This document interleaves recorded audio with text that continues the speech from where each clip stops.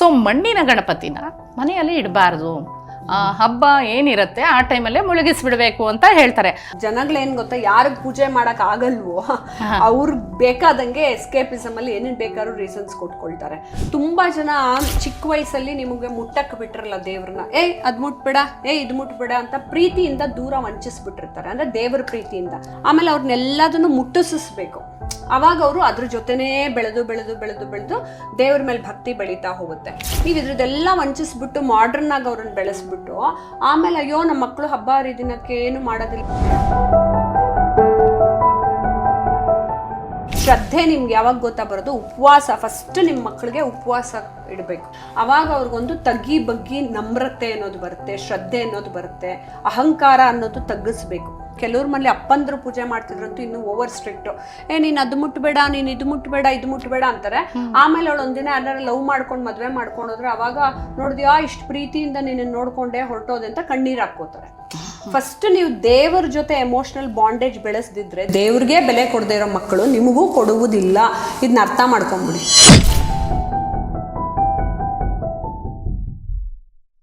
ಈ ವಿಶೇಷ ಕಾರ್ಯಕ್ರಮದ ಪ್ರಾಯೋಜಕರು ನಿದರ್ಶನ್ ಸಾರೀಸ್, ಜಯನಗರ ಮತ್ತು ರಾಮಮೂರ್ತಿ ನಗರ. ಇಲ್ಲಿವೆ ಬಜೆಟ್ ಫ್ರೆಂಡ್ಲಿ ಸಾರಿ ಕಲೆಕ್ಷನ್ಸ್, ರೇಷ್ಮೆ ಸೇರಿದಂತೆ ಎಲ್ಲಾ ಬಗೆಯ ಸೀರೆಗಳು, ಲೇಟೆಸ್ಟ್ ಟ್ರೆಂಡ್ನ ಸೀರೆಗಳು ನಿದರ್ಶನ್ ಸಾರೀಸ್ ಮಳಿಗೆಯಲ್ಲಿ ಲಭ್ಯ. ಆನ್ಲೈನ್ ಬುಕಿಂಗ್ಗೆ ಸಂಪರ್ಕಿಸಿ nidarshansarees.com, ಕಸ್ಟಮರ್ ಕೇರ್ ಸಂಖ್ಯೆ 9606867467. ಓಕೆ ರೂಪಾ ಅವರೇ, ಈಗ ಈ ದೇವಾನುದೇವತೆಗಳ ಪರಿಚಯ ಮತ್ತೆ ಹೇಗೆ ನಿಮ್ಮನೆಗೆ ಬಂದ್ರು, ಮತ್ತೆ ಹೇಗೆ ಇಲ್ಲಿ ಪೂಜೆಗಳನ್ನು ಮಾಡ್ತೀರಾ, ಮತ್ತೆ ಇಲ್ಲೇನೆ ನಿಮ್ಮ ವರ್ಕ್ ನೇಚರ್ ಹೇಗಿರತ್ತೆ ಅದ್ರ ಬಗ್ಗೆ ನಮಗೆ.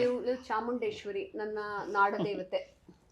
ಸೊ ನಾನು ತುಂಬ ಆಸೆಪಟ್ಟು ತುಂಬ ಹೋಮ ಪೂಜೆಗಳನ್ನೆಲ್ಲ ಕಲಿತು ನವರಾತ್ರಿಲಿ ಮತ್ತೆಲ್ಲ ಟೈಮಲ್ಲೂ ದುರ್ಗಾದೇವಿ ಹೋಮ ಪೂಜೆ ಎಲ್ಲ ಮಾಡ್ತಾ, ಲಲಿತಾ ಸಹಸ್ರನಾಮದ್ದು ಅದೆಲ್ಲ ಮಾಡ್ಕೊಂಬರೋವಾಗ ಯಾವಾಗಲೂ ಬೇಡ್ಕೊಳುವೆ ದೇವಿನ, ನಾನು ತಪ್ಕೊಳ್ಳೋ ಅಷ್ಟು ದೊಡ್ಡ ವಿಗ್ರಹ ನೀನು ನನಗೆ ಬೇಕು, ಐ ಶುಡ್ ಫೀಲ್ ದಟ್ ನನ್ನ ಮುಂದೆ ನೀನೇ ಕೂತಿದ್ಯಾ ಅನ್ನೋಷ್ಟು ಅಂತ ನಾನು ತುಂಬಾ ಬೇಡ್ಕೊಂಡಾಗ ಮೊದಲೆಲ್ಲ ಈ ಪುಟ್ಟ ವಿಗ್ರಹ ಇತ್ತು. ಅದು ಚಾಮುಂಡಿನ, ಇದು ದೇವಿನೇ.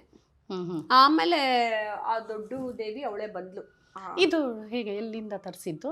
ಅದು ಮಾಡಿಸಿದ್ದು ನಾನು, ಅದೇ ರೀತಿ ಮೂಗು ಕಣ್ಣು ಎಲ್ಲ ಬೇಕು ಅಂತ.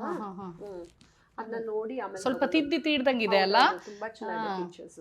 ಆಮೇಲೆ ಅದಕ್ಕೆ ಇದು ಪ್ರಾಣ ಪ್ರತಿಷ್ಠಾಪನೆ ಎಲ್ಲ ಮಾಡಿ ಪೂಜೆ ಮಾಡಿ ಮಾಡಿ ಮಾಡಿ ಹೋಮ ಮಾಡಿದಾಗ ನೋಡಿ, ಆ ಕಳಾ ಹೋಮ ಮಾಡಿದಾಗ ಅವಳಿಗೆ ಆ ಕಳೆ ಬರುತ್ತೆ.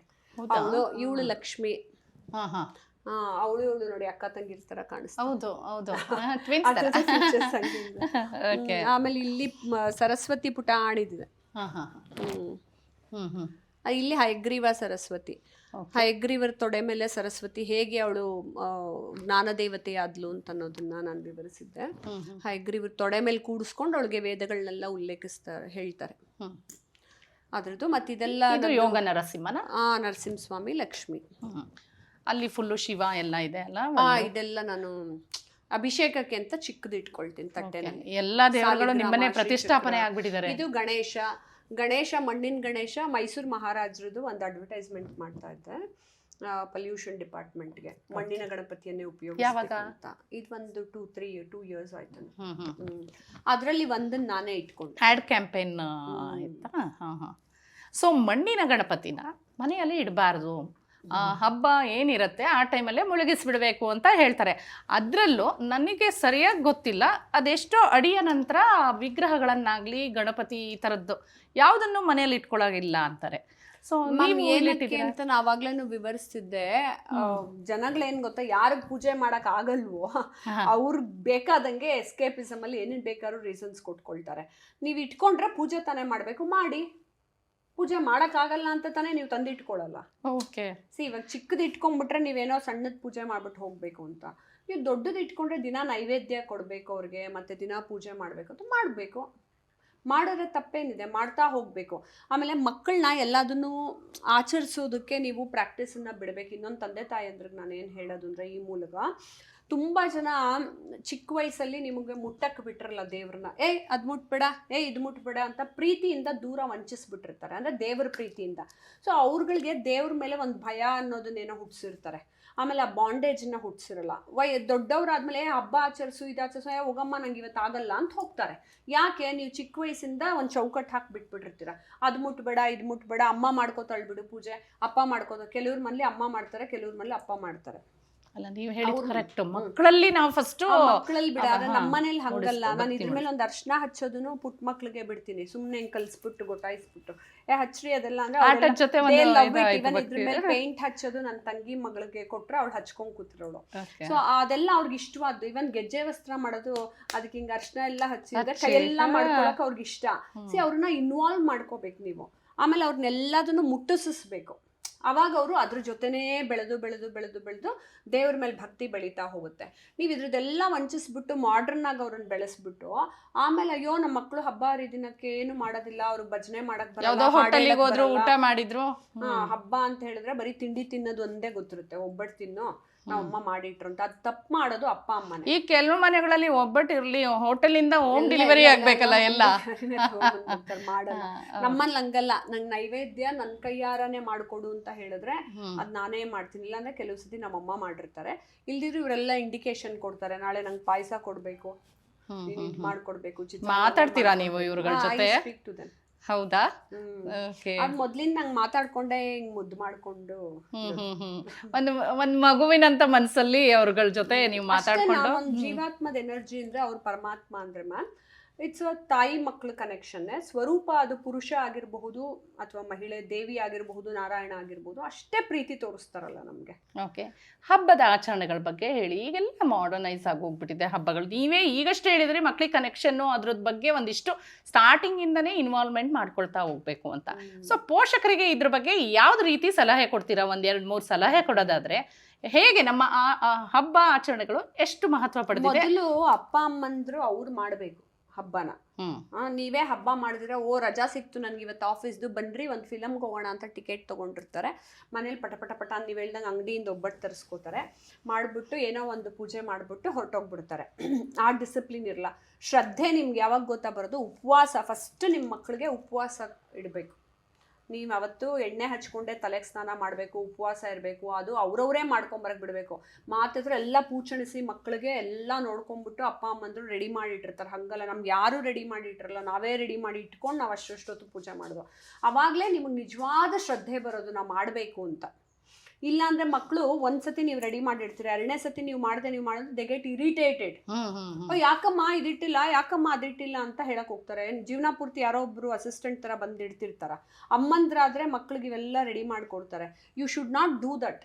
ಆ ಥರ ಮಾಡಿಸ್ಬಾರ್ದು. ಅವರೇ ರೆಡಿ ಮಾಡಬೇಕು, ಅವ್ರಿಗೆ ಶ್ರದ್ಧಾ ಭಕ್ತಿ ಬರಬೇಕು, ನಾನು ಯಾಕೆ ಮಾಡ್ತಿದ್ದೀನಿ ಅನ್ನೋದು ಬರಬೇಕು. ಈಗ ಕೆಲವು ಮಕ್ಳಿಗೆ ಆಮೇಲೆ ನೀವು ಮಾಡಿದ್ರೆ ನಾನು ಯಾಕೆ ಇದೆಲ್ಲ ಇಟ್ರೇನೆ ದೇವ್ರು ಬರೋದಾ ಅಂತ ಪ್ರಶ್ನೆ ಕೇಳ್ತಾರೆ. ಯಾಕೆ ಅಂದ್ರೆ ಅದು ಮೊದಲಿಂದ ಇವ್ರ ಕನೆಕ್ಟಿವಿಟಿ ಬೆಳೆಸಿರಲ್ಲ.